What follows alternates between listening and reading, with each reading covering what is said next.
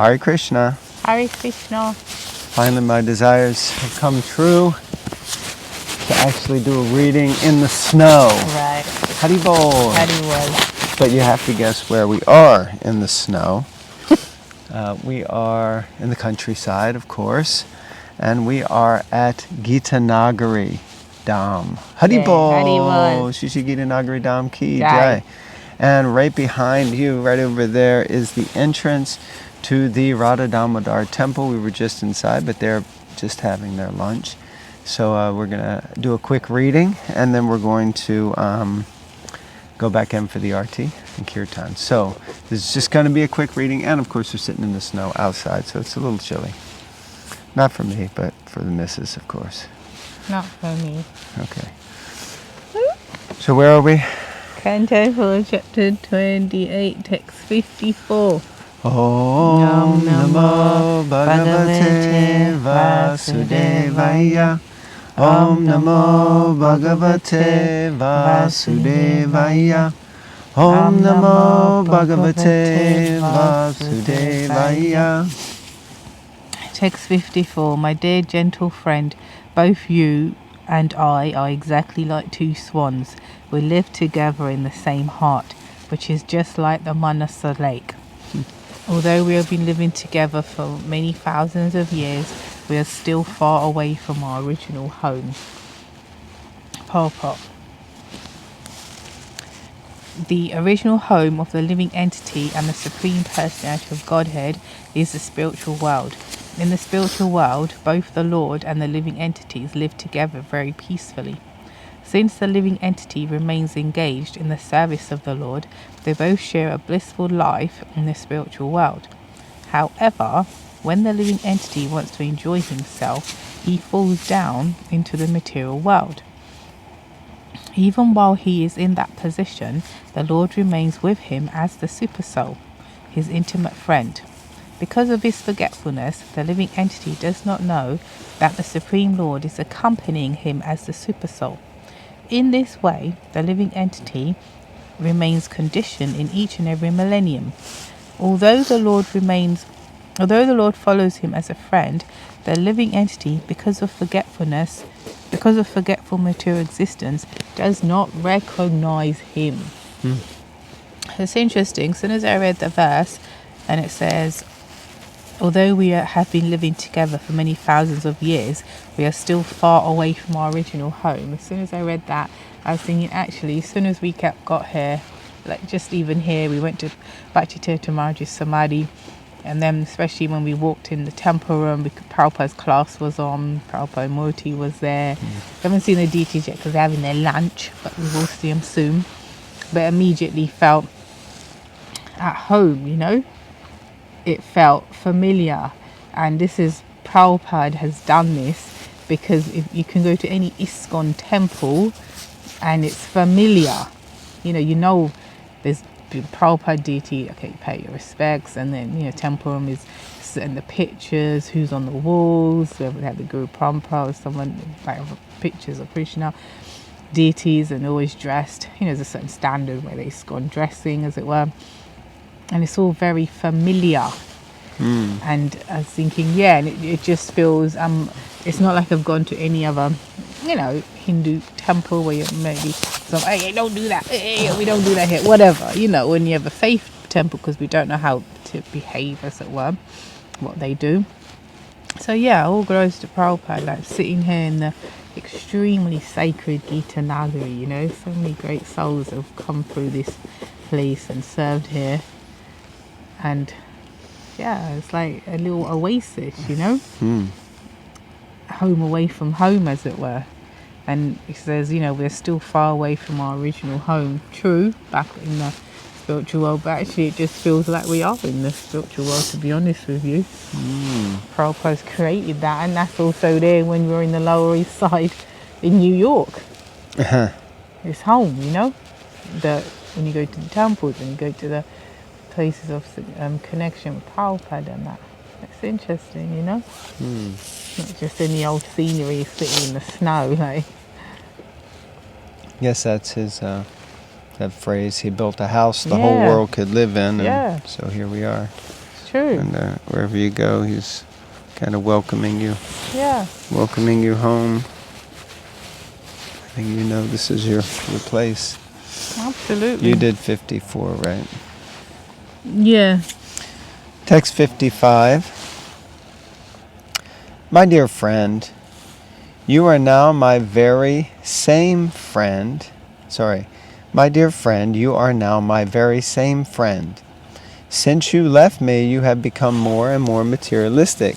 And not seeing me, you have been traveling in different forms throughout this material world, which was created by some woman.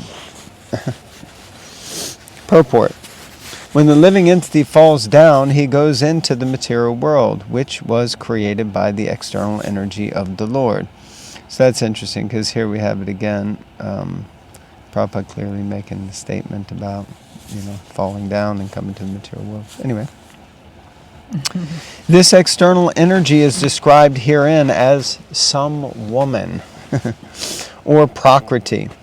This material world is composed of material elements, ingredients supplied by the Mahatattva, the total material energy. The material world, created by this external energy, becomes the so-called home of the conditioned soul. Within this material world, the conditioned soul accepts different apartments or different bodily forms, and then travels about. Sometimes he travels in the higher planetary systems and sometimes in the lower systems. Sometimes he travels in higher species of life and sometimes in lower species. He has been wandering within this material universe since time immemorial, as explained, dear Lord, by Sri Chaitanya Mahaprabhu, Brahmanda Brahmate Konya Bhagavan Jeev, Guru Krishna Prasade Pai, Bhakti Lata Bij. The living entity wanders into many species of life, but he is fortunate when he once again meets his friend, either in person or through his representative. So, Prabhupada just kind of laying it all out there for us, that basically we come to this material world, which is a place that's created by Prakriti, by the material energy, by Maya, by Durga.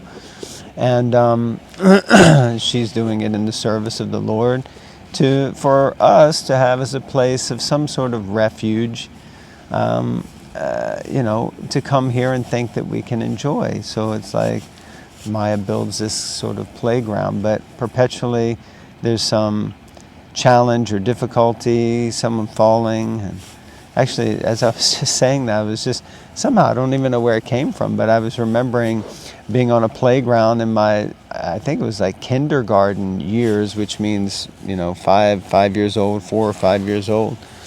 And one boy fell off the monkey bars onto then they had like pavement on the playground, and, they didn't have all this soft stuff.